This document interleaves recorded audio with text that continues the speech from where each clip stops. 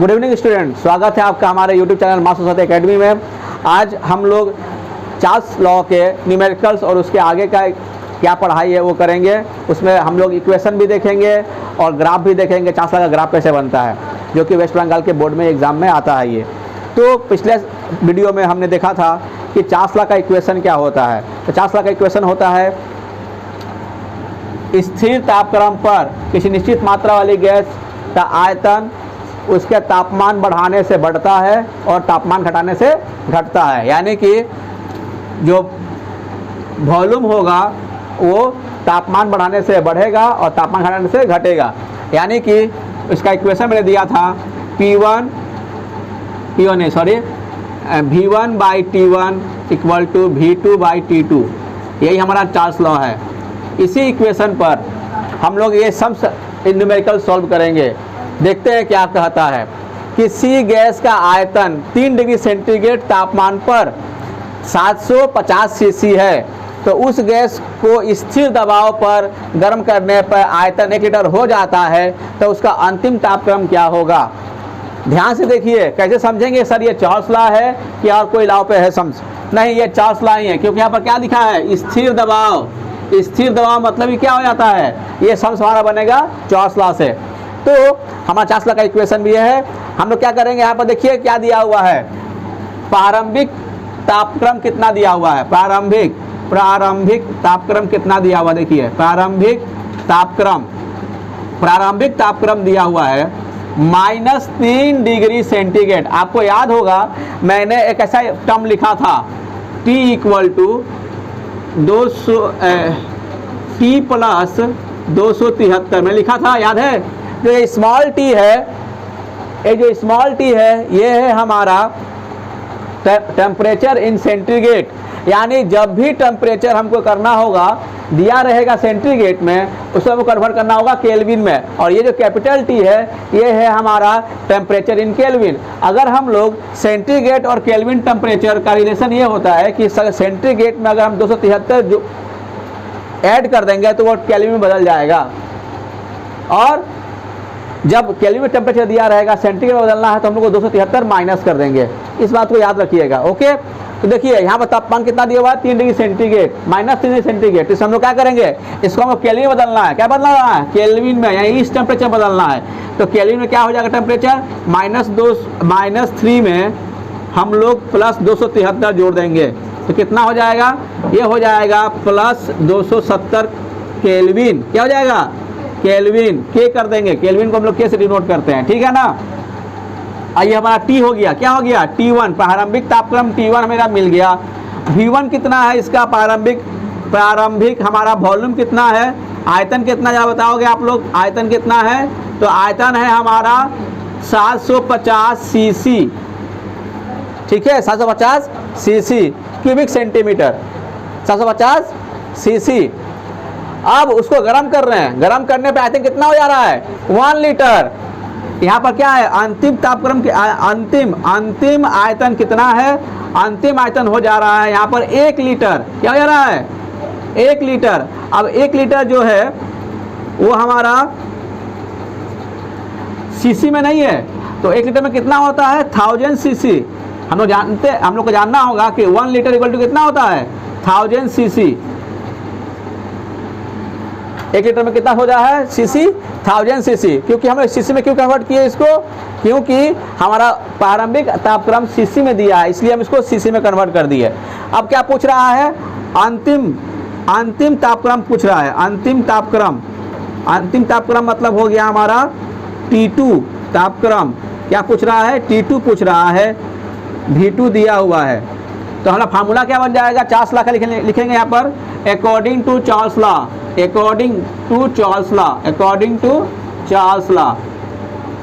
Law के अनुसार। क्या है चार्ल्स लॉ भैया, तो V1/T1 इक्वल टू V2/T2। क्या पूछा है हमसे, T2 पूछ रहा है, तो क्रॉस मल्टीप्लाई कर लेंगे। V1/T2 equal to T1 into V2, T2 निकालना है तो T1 V2/V1 कर देंगे।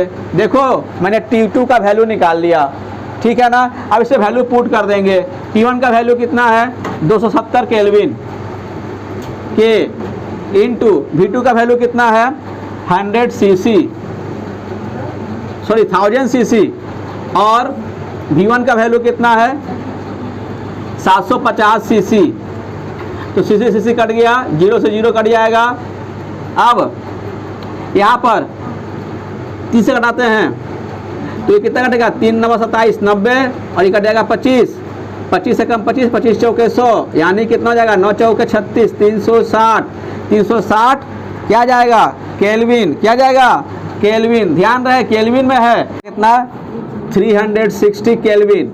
ये केल्विन है, सेंटीग्रेड नहीं है। तो हमको किसको सेंटीग्रेड में कन्वर्ट करने के लिए क्या करेंगे, फिर से हम लोग देखें टेम्परेचर को माइनस कर देंगे। क्या करेंगे यहाँ पर T से 273 माइनस करेंगे तो मेरे को क्या मिल जाएगा टेम्परेचर इन सेंटीग्रेड। ये क्या है टेम्परेचर इन सेंटीग्रेड, और ये क्या है टेम्परेचर इन केल्विन।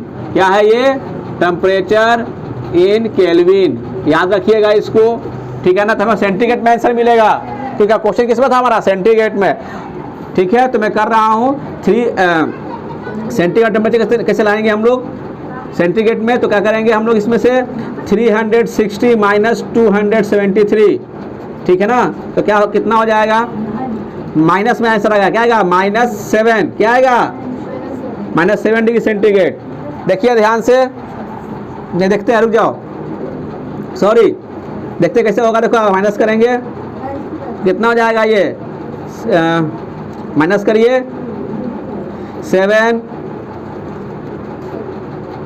और उसके बाद 16, 15 में से 87, कितना हो जाएगा ये 87 डिग्री सेंटीग्रेड।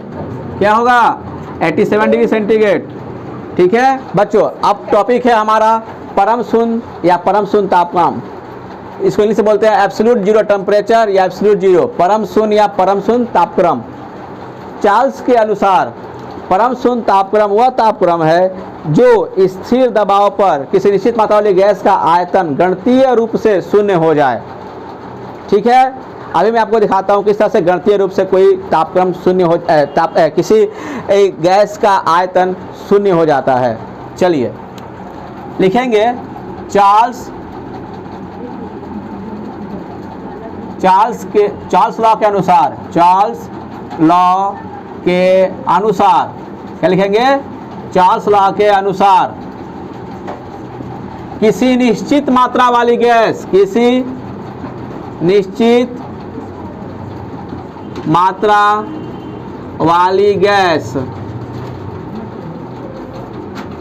का आयतन चार्ल्स लॉ के अनुसार परम शून्य तापक्रम वह तापक्रम है, इसे लिखते हैं, सॉरी, परम शून्य तापक्रम वह तापक्रम है, चार्ल्स के नियम के अनुसार परम शून्य तापक्रम वह तापक्रम है, परम शून्य तापक्रम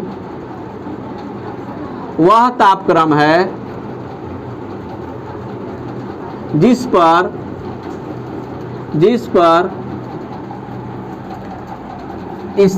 पर निश्चित मात्रा वाली गैस का आयतन, निश्चित मात्रा वाली गैस का आयतन गणितीय रूप से यानी मैथमेटिकल रूप से, गणितीय रूप से शून्य हो जाता है, शून्य हो जाता है। ऐसे तापक्रम को परम शून्य तापक्रम कहते हैं, परम शून्य तापक्रम कहते हैं। देखिए चार्ल्स के अनुसार क्या था मेरा इक्वेशन, चार्ल्स लॉ के अनुसार हमारा क्या था, Vt equal to V0 1 plus 1/273, यही था हमारा। यानी volume at T degree centigrade is Vt equal to V plus, यहाँ पर T रहेगा, T, Vt equal to V0 into 1 plus T/273 हमारा ये वॉल्यूम था। तो हम लोग यहाँ पर T का मान क्या रखें कि ये जो वॉल्यूम है हमारा 0 हो जाए, क्या रखेंगे? तो हम लोग रखेंगे t का मान -273। क्या रखेंगे? देखिए V0 1 प्लस -273 बटा में 273। देखिए मैंने t का मान कितना लिखा था, हम लिखेंगे वॉल्यूम एट -273। कैसे लिखेंगे? वॉल्यूम एट -273 कितना होगा बाबू? V0 1 -1, देखिए ये क्या हो गया? 0, यानी वॉल्यूम एट -273 0 हो गया। तो इस -273 डिग्री को ही हम लोग क्या बोलेंगे? परम शून्य तापक्रम। क्या बोलेंगे? परम शून्य तापक्रम। देखिए मैंने गलती रूप से लिख दिया है तापक्रम। यही हमारा -273 डिग्री है सेंटीग्रेड। ये क्या है? हमारा परम शून्य तापक्रम है। क्या है? -273 डिग्री सेंटीग्रेड ही हमारा क्या है? परम शून्य तापक्रम है। यही लिखिएगा आप लोग कि परम शून्य तापक्रम चार्ल्स लॉ के अनुसार वह तापक्रम है जो किसी निश्चित मात्रा वाली गैस का आयतन गणितीय रूप से शून्य हो जाता है। ठीक है, इसे हम लोग परम शून्य तापक्रम कहते हैं। और ये करना पड़ेगा आपको, गणितीय रूप से दिखाना पड़ेगा, तभी आपको 2 नंबर मिलेगा। ठीक है, उतार लीजिए इसको। हम लोग चार्ल्स लॉ में हम लोग ग्राफ अंकन करना सीखेंगे। दबाव तथा परम तापक्रम के बीच में ग्राफ कैसा बनेगा? देखिए, स्थिर आयतन तथा स्थिर मात्रा वाली गैस के दबाव और परम तापक्रम को y एक्सिस तथा x एक्सिस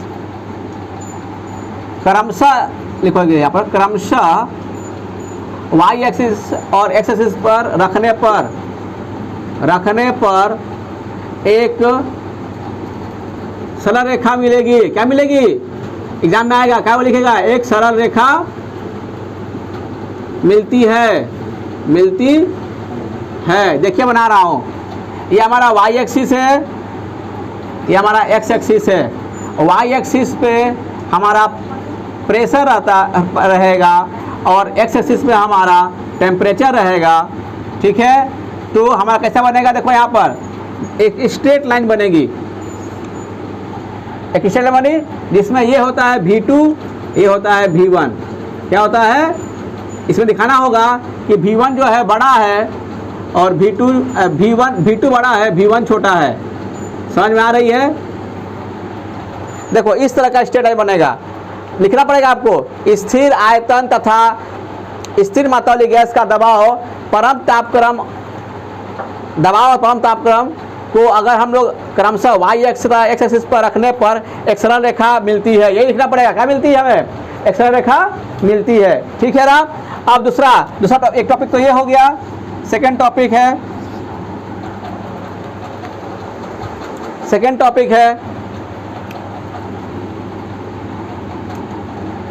आयतन। दिखाई नहीं दे रहा है? V2 V1 स्ट्रेट लाइन मिलेगा। देखिए स्ट्रेट लाइन ऐसे ये लिखना होगा आपको, V2 is greater than V1। Same चीज मैं यहाँ पे करूँगा। देखिए आयतन तथा परम तापक्रम, आयतन तथा परम तापक्रम T, आयतन V तथा परम तापक्रम T के बीच ग्राफ अंकन। ग्राफ एग्जाम में यही सब आते हैं 1 नंबर के। अब लिखेंगे फिर से, स्थिर दबाव तथा स्थिर मात्रा वाली गैस के आयतन और तापक्रम को क्रमशः y एक्सिस तथा x एक्सिस पर रखने पर एक सरल रेखा मिलती है। एक सरल रेखा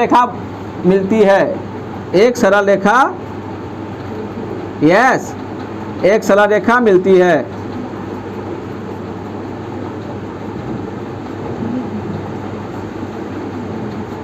ठीक है ना। देखिए बना रहा हूँ फिर से मैं, वाई एक्सिस, एक्स एक्सिस, यहाँ पर हम लोग लिख देंगे भी यानी आयतन, यहाँ लिखेंगे हम लोग टेम्परेचर, एक्स एक्सिस ये होता है हमारा वाई एक्सिस।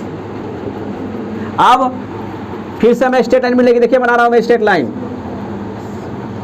दो स्ट्रेट लाइन मिला, ये है हमारा P2, ये हमारा P1, यानी कि P2 जो है वो बड़ा है P1 से, तभी ऐसा बनेगा।